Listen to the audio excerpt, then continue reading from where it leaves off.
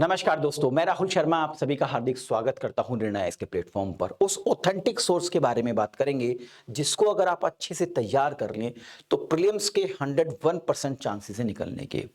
और वो जो रिसोर्स है वो बहुत छोटा है।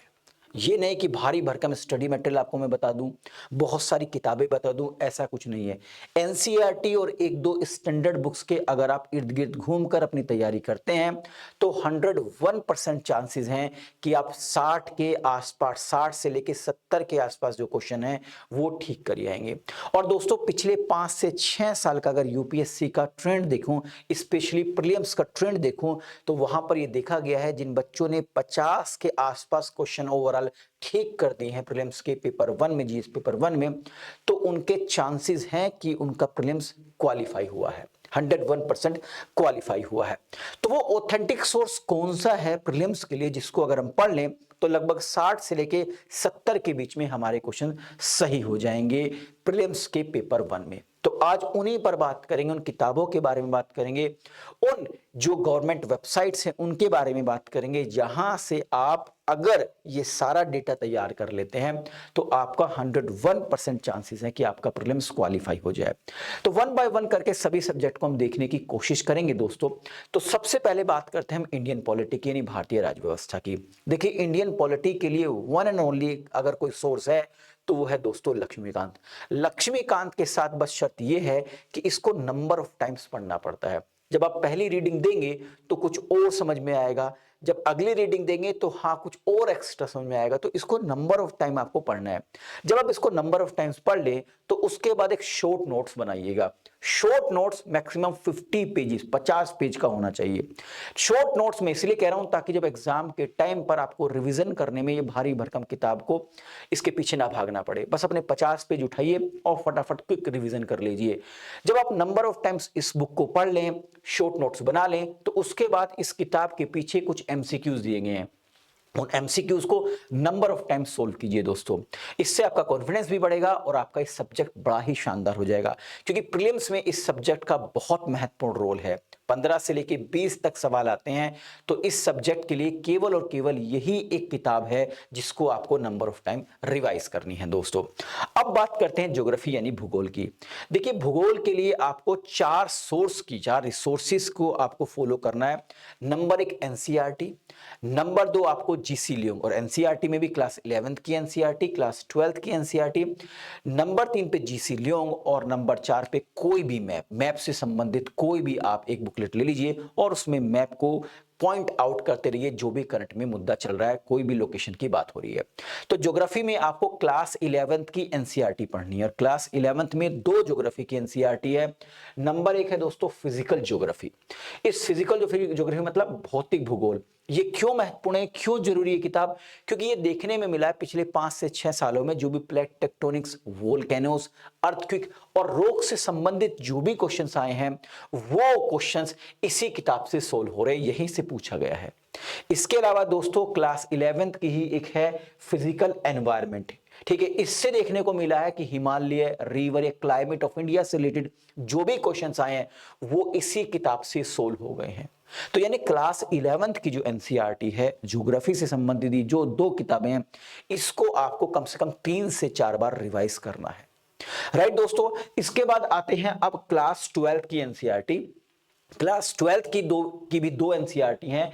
इसमें एक पहले नंबर पे है फंडामेंटल्स ऑफ ह्यूमन ज्योग्राफी और दूसरे नंबर पे है प्यूपिल एंड इकोनॉमी। अब देखिए ये दोनों किताबें क्यों जरूरी है। अगर मैं फंडामेंटल्स ऑफ ह्यूमन ज्योग्राफी की बात करूं तो यहां से देखने को मिला है कि प्रीलिम्स में अगर पॉपुलेशंस, माइग्रेशंस और ह्यूमन डेवलपमेंट पे अगर कोई क्वेश्चन आया है तो वो सीधा सीधा इसी किताब से उठा के रखा गया है। तो इसीलिए किताब बहुत महत्वपूर्ण हो जाती है। इसके अलावा दोस्तों एग्रीकल्चर, इंडस्ट्री और ट्रांसपोर्ट से रिलेटेड जो क्वेश्चन बन रहा है वो क्लास 12th की इस एनसीईआरटी से आप कवर कर लेंगे। यानी कि अगर आपको मैक्सिमम क्वेश्चंस करने हैं ज्योग्राफी के तो भारी भरकम स्टडी मटेरियल्स को छोड़ दीजिए। बड़ी बड़ी मोटी मोटी किताबें जो बड़े बड़े राइटर्स के आजकल नाम चल रहे हैं, चलन चल रहे हैं, उनको छोड़ दीजिए। केवल नंबर ऑफ टाइम्स इन 4 किताबों को रिवाइज कीजिए। कम से कम 4-4 बार तो एक किताब को पढ़ लीजिए। जब आप 4 बार पढ़ लेंगे तो आपका कॉन्फिडेंस का लेवल अलग ही हो जाएगा। और अगर आप जो पीवाईक्यू है, जो प्रीवियस ईयर क्वेश्चन सोल्व करेंगे तो वो बड़े आराम से हो जाएंगे। तो आपको एक अंडरस्टैंडिंग हो जाएगी कि जी हाँ, यहीं से क्वेश्चन बन रहे हैं। अब इसके अलावा जब आप ये दोनों किताब, चारों किताबें पढ़ लें, यानी क्लास 11th की ज्योग्राफी की दोनों किताबें पढ़ लें, क्लास 12th की ज्योग्राफी की दोनों किताबें पढ़ लें, उसके बाद आपको पढ़ना है जीसी लियोंग। ठीक है, जीसी लियोंग को पहले एनसीईआरटी कवर करने के बाद केवल एक बार रीडिंग दे दीजिए, क्योंकि एनसीईआरटी के बिना इसको समझना आपके लिए थोड़ा सा मुश्किल हो जाएगा।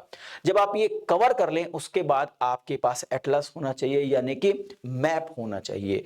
अब जो भी न्यूज़पेपर में या करंट में कोई भी लोकेशन आप पढ़ रहे हैं, सपोज कीजिए आपने इजराइल के बारे में जाना है या मेडिटेरेनियन सी के बारे में आजकल चर्चा में चल रहा है, यूरोप के बारे में चल रहा है, तो मैप में उन लोकेशंस को पॉइंट आउट करते हुए चलिए। मैप ये नहीं कि एक दिन में ही आपका कवर हो जाएगा या आप एक हफ्ता पढ़ें 10 दिन पढ़ें, नहीं, आपको डेली बेसिस पर इसको 30 मिनट्स देने होंगे, 30 मिनट। जो भी कुछ न्यूज़ में चर्चा में है, चाहे अमेरिका चर्चा में है, चाहे कनाडा चर्चा में है, चाहे मैक्सिको चर्चा में है, चाहे फ्लोरिडा चर्चा में है, कोई भी लोकेशन अगर चर्चा में है तो उसको तुरंत ही अपने मैप में देखने की कोशिश कीजिए। अगर मेडिटेरेनियन सी चर्चा में, तो देखिए मेडिटेरेनियन सी से, भूमध्य सागर से कौन कौन से देश कनेक्ट हैं। ठीक है, कोई स्ट्रेट के बारे में चर्चा है, चैनल के बारे में चर्चा है, तो उसको तुरंत ही इस एटलस में पॉइंट कीजिए, ताकि धीरे धीरे धीरे धीरे आपकी मैप की भी प्रैक्टिस होती रहे। मैंने कहा ना, डेली बेसिस पर आपको 30 मिनट्स देना होगा, यानी ज्योग्राफी के लिए जो ऑथेंटिक सोर्स हैं, जिससे आप मैक्सिमम क्वेश्चन कर सकते हैं प्रीलिम्स में। फिर कह रहा हूं, 100 क्वेश्चंस जो टोटल क्वेश्चंस होते हैं वो कोई नहीं सोल्व कर सकता। अगर आप 60 से 70 क्वेश्चंस के बीच में क्वेश्चन सोल्व कर देते हैं प्रीलिम्स में, तो आप वन साइडेड हो जाएंगे, मतलब आपका प्रीलिम्स 101% निकलेगा। लेकिन आप पिछले 5 साल का ट्रेंड देखें तो जो बच्चे 50 क्वेश्चंस के आसपास ठीक करके आ रहे हैं, उनका प्रीलिम्स निकल ही रहा है। तो फिर भी हम थोड़ा सा एक्स्ट्रा ले रहे हैं। यहां से अगर आपने ज्योग्राफी के ये सोर्स अगर कवर कर लिया, या फिर आपने जो इंडियन पॉलिटी का मैंने आपको अभी लक्ष्मीकांत बताया, ये अगर सोर्स कर ले, तो मैक्सिमम आप क्वेश्चंस पॉलिटी के और मैक्सिमम क्वेश्चन आप ज्योग्राफी के सोल्व कर पाएंगे। अब नेक्स्ट बात करते हैं एनवायरनमेंट का। एक बहुत हॉट टॉपिक है, इसके लिए नॉर्मली बच्चे शंकर आईएएस की किताब पढ़ते हैं। देखिए, शंकर आईएएस की किताब, मैं किताब को बुरा नहीं कह रहा हूं, बड़ी शानदार किताब है, लेकिन लगातार हर साल उसका साइज बढ़ता जा रहा है। वो इतने पेजेस हो गए हैं उसमें, अब उसको पढ़ना थोड़ा महावरा सा हो रहा है। तो एनवायरनमेंट के लिए आपको क्या करना है दोस्तों? एनवायरनमेंट के लिए क्लास 12 की जो बायोलॉजी की बुक है, उसके 2 चैप्टर हैं, चैप्टर नंबर 15 इकोसिस्टम और चैप्टर नंबर 16 एनवायरमेंटल इश्यूज। जो भी छोटी छोटी डेफिनेशन है, जैसे इकोटोन, इकोलॉजी, ये जो छोटे छोटे टॉपिक है, ये इन दोनों चैप्टर से आपके कवर हो जाएंगे। तो आपको क्लास 12 की एनसीईआरटी जो है, क्लास 12 की एनसीईआरटी की बायोलॉजी कवर करनी है। बायोलॉजी के भी ये 2 चैप्टर, चैप्टर नंबर 15 और चैप्टर नंबर 16। इससे जो भी आपका थ्योरेटिकल इश्यूज है, वो थ्योरेटिकल जो मटेरियल है वो कवर हो जाएगा। अब इसके अलावा क्या क्या आपको कवर करना है एनवायरनमेंट के लिए? देखिए, एनवायरनमेंट के लिए सबसे पहले आपको एक सोर्स लेना होगा, दैट इज एनवायरमेंटल मिनिस्ट्री। इस एनवायरमेंटल मिनिस्ट्री से कोई भी नया रूल आता है related to plastic waste, e waste, air या वाटर रूल्स, तो आपको उसको अच्छे से उसके नोट्स तैयार करने हैं, क्योंकि ये देखने में मिला है कि डायरेक्ट प्रीलिम्स में क्वेश्चंस आए हैं एनवायरमेंट मिनिस्ट्री की साइड से। इसके अलावा पीआईबी को आपको फॉलो करना है, इसमें कंजर्वेशन स्कीम्स जैसे टाइगर, एलिफेंट, वेटलैंड से संबंधित, ये आपको करंट अफेयर्स को भी तैयार कराएगा, plus GS paper 3rd mains में मदद करेगा। मैं अभी जी मेंस ओरिएंटेड बात नहीं कर रहा हूं, मैं प्रीलिम्स से फोकस कर रहा हूं, लेकिन ये देखने को मिला है कि जीएस पेपर 3rd में काफी कुछ पीआईबी से आपको देखने को मिल जाता है। इसके अलावा यूएनएफसीसीसी और आईपीसीसी, तो इसमें जो conference of party summit outcome है, ठीक है दोस्तों, और AR6 फाइंडिंग्स है, ये आप इसको पढ़ लीजिए अच्छे से, क्योंकि ये कहां काम आएगा, ये क्लाइमेट चेंज में आपका काम आ जाएगा दोस्तों। प्रीलिम्स में भी कुछ क्वेश्चन पूछे गए हैं। इसके अलावा जो आपको ZSI और BSI से आपको ये सोर्स है, इससे क्या पढ़ना है आपको? एंडेंजर्ड स्पीसीज बायोडायवर्सिटी डेटा, क्योंकि स्पीसीज इन न्यूज आपने IUCN की रेड लिस्ट वगैरह, ये एंडेंजर्ड, क्रिटिकल डेंजर्ड स्पीसीज वगैरह देखते हैं, तो वो टॉपिक आपका यहां से कवर हो जाएगा। इसके अलावा WWF इंडिया से फ्लैगशिप स्पीसीज और फैक्ट शीट्स, ये जो मैच द फॉलोइंग टाइप जो क्वेश्चंस आते हैं, वो आप देखिएगा कि वो यहीं से मैक्सिमम उठाए जाते हैं। इसके अलावा रामसर की ऑफिशियल साइट से आप लेटेस्ट वेटलैंड्स इन इंडिया, ये यूपीएससी का बहुत फेवरेट टॉपिक है।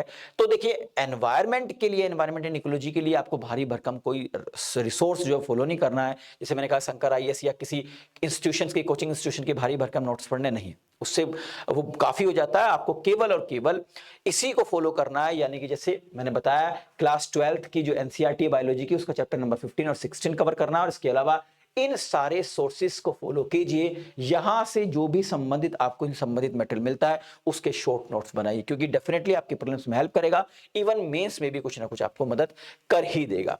अब बात करते हैं हिस्ट्री की। देखिए हिस्ट्री का बहुत, इतनी हिस्ट्री अपार है, बहुत बड़ा है, और इसके लिए स्टूडेंट बहुत ओल्ड एनसीईआरटी पढ़ते हैं, फिर न्यू एनसीईआरटी पढ़ते हैं, और उसके बाद कुछ स्टैंडर्ड बुक्स पढ़ते हैं, और फाइनली पेपर में देखने को मिला है कि अगर 10 क्वेश्चन आए, 12 क्वेश्चन आए तो उसमें से 5-6 क्वेश्चन ही होते हैं। तो जब दिखाई दे रहा है कि 5-6 क्वेश्चन हो रहे हैं, और इस बार ठीक है, इस बार प्रीलिम्स में थोड़ा इजी आ गए थे, लेकिन हर बार देखने को मिला है कि टफ ही क्वेश्चन इससे आते हैं, और अगर 10 क्वेश्चन आए तो ऑन एन एवरेज 5 से 7 ही क्वेश्चन होते हैं। तो अगर 5 से 7 ही क्वेश्चन करने हैं तो इतना स्टडी मटेरियल क्यों पढ़ना, इतनी भारी भरकम किताबें क्यों पढ़नी, क्योंकि वो 5 से 7 क्वेश्चन आपको ये 3 किताबें करा सकती हैं। क्या करना है आपको, देखिए दोस्तों, एंशिएंट के लिए और मिडाइवल के लिए आपको ये ल्यूसेंट की जर्नल नॉलेज, जिसको हिंदी में भी आती है सामान्य ज्ञान, ये पढ़ लीजिए भाई। जो क्वेश्चंस होने होंगे वो इन्हीं से हो जाएंगे। मान लीजिए किसी ने स्टैंडर्ड बुक पढ़ ली और इसमें 5-6 महीने दिए भी और एक ही क्वेश्चन सोल्व हुआ, तो वो फिर फायदे का सौदा नहीं है।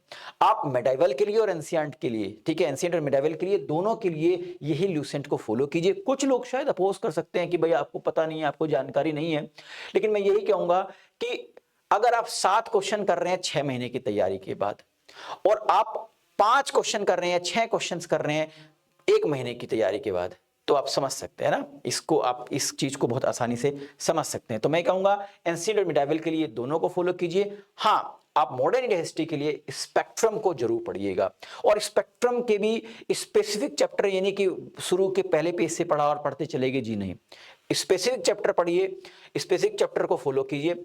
अब इसमें क्या करना है आपको, स्पेक्ट्रम में जब स्पेक्ट्रम को आप पढ़ लें तो हर चैप्टर के बाद कुछ बुलेट पॉइंट्स दिए गए हैं, उन बुलेट पॉइंट्स के आप नोट्स बना लीजिए, short notes, right, short notes बना लीजिए ताकि आपको आसानी हो रिवाइज करने में। तो हिस्ट्री के लिए तो मैं यही कहूंगा कि हिस्ट्री के लिए आपको कुछ ज्यादा नहीं पढ़ना है, ल्यूसेंट्स को फॉलो कीजिए, इसमें एंशिएंट मिडाइवल को कवर कीजिए, और मॉडर्न इंडिया हिस्ट्री के लिए आपको स्पेक्ट्रम को फॉलो करना है। अब बात करते हैं जो बच्चों के घबराहट का विषय रहता है, आर्ट एंड कल्चर। अगर आर्ट एंड कल्चर की बात करें दोस्तों, तो आर्ट एंड कल्चर में एक बुक है नितिन सिंघानिया, फिर मैं कहूंगा एक भारी भरकम किताब हो गई। बड़े अच्छे राइटर्स हैं, बहुत अच्छा लिखा भी है, लेकिन बहुत मोटी किताब होती जा रही है दिन पे दिन, है ना। तो इसके लिए मैं कहूंगा कि इसको तो मैं प्रीफर नहीं करूंगा। मैं आपसे कहूंगा क्लास 11th की फाइन आर्ट्स की एक बुक है, an introduction to India art, part एक, फर्स्ट पार्ट है जिसका an introduction to Indian art. इसको हिंदी में भी है, इसको ही आप पढ़िएगा। लेकिन ये बुक तब समझ में आएगी आपको जब आपका एंशिएंट, मिडाइवल और मॉडर्न अच्छे से कवर होगा, यानी हिस्ट्री वाला अगर पार्ट आपका कवर हो गया, तब आपको मजा आता है आर्ट एंड कल्चर पढ़ने में। क्योंकि स्तूपा क्या है, उसके बारे में बहुत सारे, स्तंभ क्या है, बहुत सारे बच्चों को नहीं क्लियर हो पाता। तो उसके लिए पहले आपको हिस्ट्री की जानकारी होनी चाहिए, ठीक है, वरना फिर आपको लगेगा कि कुछ आधा अधूरा सा हमारा ज्ञान हो पा रहा है। तो इसके लिए पहले हिस्ट्री कवर कीजिए, उसके बाद आपको आर्ट एंड कल्चर में इस किताब को अगर आप पढ़ना चाहते हैं तो पढ़ लीजिए। लेकिन फिर मैं कहूंगा कि इस किताब को पढ़ने के बाद भी आपके 3 क्वेश्चन हो रहे हैं, और इस किताब को पढ़ के भी आपके 3 क्वेश्चन हो रहे हैं, चलो 2 भी हो गए, तो इसमें आपने इतना टाइम दिया और इसमें आपने कम टाइम दिया, भाई रिवीजन कर लो। मैंने कहा ना 100 के 100 क्वेश्चंस तो कोई कर ही नहीं सकता प्रीलिम्स में, हमारा टारगेट है कुछ क्वेश्चंस को छोड़ना भी है। तो 60 से 70 के बीच में अगर आपके क्वेश्चंस हो जाते हैं तो आपको इस तरीके के सोर्सेस को फॉलो करना होगा। अब बात करते हैं इकोनॉमिक्स की, तो अर्थशास्त्र के बारे में बात करते हैं। तो अर्थशास्त्र के लिए एक ही किताब है, दैट इज, मुझे जो पसंद है, दैट इज रमेश सिंह। अच्छी किताब है, जो भी इनका लेटेस्ट एडिशन है उसको आप फॉलो कर सकते हैं। अगर आप रमेश सिंह को पढ़ते हैं तो बहुत अच्छा है, क्योंकि देखिए इकोनॉमिक्स जो है जीएस का मैथमेटिक्स है, या तो इसमें सवाल सही होगा या गलत होगा। अगर आप इंडियन पॉलिटी और इकोनॉमिक्स को अच्छे से कर लेते हैं तो प्रीलिम्स में अगर आप टारगेट रखते हैं कि हमें 60 के आसपास क्वेश्चन सोल्व करने हैं, तो लगभग 15 क्वेश्चंस आपको पॉलिटी में देखने को मिल जाएंगे और इतने ही आपको इकोनॉमिक्स में देखने को मिल जाएंगे, यानी कि 50% तो ये 2 सब्जेक्ट कवर करा देते हैं। तो इसके लिए इकोनॉमिक्स को भी आपको स्ट्रॉन्ग करना होगा और इंडियन पॉलिटी को भी स्ट्रॉन्ग करना होगा। इंडियन पॉलिटी के लिए लक्ष्मीकांत एक शानदार सोर्स है, और इकोनॉमी के लिए आपको रमेश सिंह, इंडियन इकोनॉमी के लिए रमेश सिंह आपको पढ़ना होगा।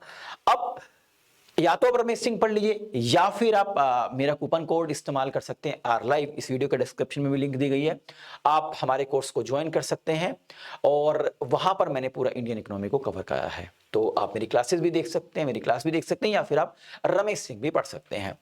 अब बात करते हैं साइंस एंड टेक्नोलॉजी की। देखिए साइंस एंड टेक्नोलॉजी के लिए कोई मैं कह सकता हूं कि आप किसी पर्टिकुलर सोर्स के पीछे भागें तो वो गलत है। इसके लिए तो आपको करंट अफेयर्स पर ही निर्भर रहना पड़ेगा। जैसे आपको डीआरडीओ, इसरो ने क्या एक्टिविटी है, इवन आपको एक फॉलो मैगजीन डेफिनेटली करते होंगे करंट अफेयर्स की, तो या फिर आप न्यूज़पेपर फॉलो करते हैं, तो जो भी करंट अफेयर्स का आपको करंट अफेयर्स में जो भी आपको साइंस एंड टेक का पार्ट मिल रहा है तो उसे कवर करते रहिए, क्योंकि जो स्टैटिक्स क्वेश्चन आता है साइंस एंड टेक से वो तो बहुत सिंपल होता है। उसको तो अगर आपका अपने आईक्यू लेवल का इस्तेमाल करके सोल्व कर सकते हैं, लेकिन जो थोड़े से कॉम्प्लिकेटेड क्वेश्चंस आते हैं वो हमेशा करंट से रिलेटेड ही आते हैं। तो आपको साइंस एंड टेक के लिए जो भी करंट में आपका साइंस एंड टेक कराया जा रहा है उसी को तैयार कीजिए। इसके अलावा कोई स्पेशल बुक आपको पढ़ने की कोई आवश्यकता नहीं है दोस्तों। तो क्या बताया मैंने आपको? नंबर 1, आपको इंडियन पॉलिटी के लिए क्या करना है दोस्तों? इंडियन पॉलिटी के लिए आपको लक्ष्मीकांत फॉलो करनी है। आपको ज्योग्राफी के लिए क्लास 11th 12th की एनसीईआरटी के साथ साथ जीसी लियोंग और एटलस को अच्छे से तैयार करना है। इसके बाद आपको मैंने आपको एनवायरनमेंट के लिए बताया, एनवायरनमेंट के लिए क्लास 12th की जो बायोलॉजी की क्लास बुक है एनसीईआरटी, उसमें चैप्टर नंबर 15 और चैप्टर नंबर 16 को तैयार कीजिए। और इसके अलावा मैंने कुछ आपको सोर्सेज आप देख सकते हैं, ये सोर्सेज मैंने आपको बताए, इन सोर्सेज को आपको फॉलो करना है। इस सोर्सेज से ये आपको मटेरियल तैयार करना है, शॉर्ट नोट्स तैयार कीजिए। इसके अलावा हिस्ट्री के लिए ल्यूसेंट आपको तैयार कीजिए, ठीक है, क्योंकि फिर मैं कह रहा हूं कि आप 7 क्वेश्चन करने में आपको तैयार करने में आपको 7 महीने लग रहे हैं, 6 महीने लग रहे हैं, और अगर आप 6 क्वेश्चंस को आप 1 महीने में तैयार कर रहे हैं तो मुझे लगता है ये घाटे का सौदा नहीं होगा। तो लूसेंट को कहिए, एंशिएंट मिडाइवल के लिए, और स्पेक्ट्रम को बहुत अच्छे से पढ़िए, ठीक है। मॉडर्न हिस्ट्री से काफी क्वेश्चन पूछे जा रहे हैं। हिस्ट्री करने के बाद आर्ट एंड कल्चर के लिए one and only source and introduction for Indian art, ये बेसिकली फाइन आर्ट्स की किताब है, तो इसको आप अच्छे से देख सकते हैं क्लास 11th की। लेकिन हिस्ट्री करने के बाद, जब हिस्ट्री पूरी कवर हो जाए उसके बाद इसको देखिएगा। और अगर आपको इंडियन इकोनॉमी की बात करें तो इंडियन इकोनॉमी के लिए Ramesh Singh is the best book. और अगर आप रमेश सिंह नहीं पढ़ना चाहते हैं तो आप मेरा कोर्स ज्वाइन कर सकते हैं, ठीक है। उसके लिए इस वीडियो के डिस्क्रिप्शन में एक लिंक दी गई, इस लिंक पर क्लिक कीजिए और मेरे कूपन कोड RLive का इस्तेमाल करेंगे तो आपको सब्सक्रिप्शन फीस में भी डिस्काउंट मिलेगा, और आप मेरे कोर्स को हमारे कोर्स को ज्वाइन करके उसमें मेरी क्लासेस को देख सकते हैं, जिसमें मैंने रमेश सिंह को कंप्लीटली कराया हुआ है। साइंस एंड टेक के लिए कुछ स्पेशल किताब नहीं पढ़नी है आपको सेपरेट, बस जो भी करंट में चल रहा है साइंस एंड टेक्नोलॉजी से रिलेटेड उसके आप नोट्स बनाते हुए चलिए। तो ये था दोस्तों authentic source for the prelims, ठीक। तो किसी के नोट्स को मत पढ़िए, खुद के नोट्स बनाइए, इसी ऑथेंटिक सोर्स को फॉलो कीजिए।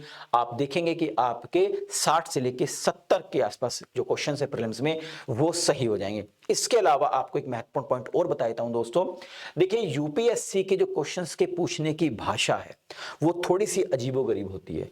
तो भाषा आपको तब समझ में आएगी जब नंबर ऑफ टाइम आप प्रैक्टिस करेंगे।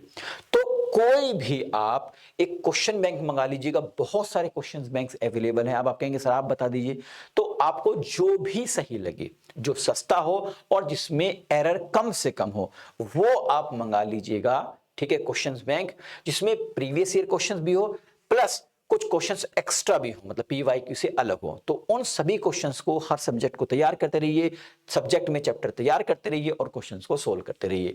अगर आपने इन सोर्सेज का, ऑथेंटिक सोर्स को आपने फॉलो कर लिया तो आपके पीवाईक्यू भी हो जाएंगे और मैक्सिमम क्वेश्चंस जो क्वेश्चन बैंक के होंगे वो भी हो जाएंगे। तो आई थिंक, आशा करता हूं कि आपके लिए काफी हेल्पफुल रहा होगा ये जो वीडियो। तो अगर वीडियो पसंद आए तो लाइक और शेयर करना ना भूलें, ताकि हम लोगों को एक मोटिवेशन मिल सके इस तरीके का वीडियो बनाने के लिए। आप सभी का बहुत बहुत शुक्रिया। नमस्कार, जय हिंद दोस्तों।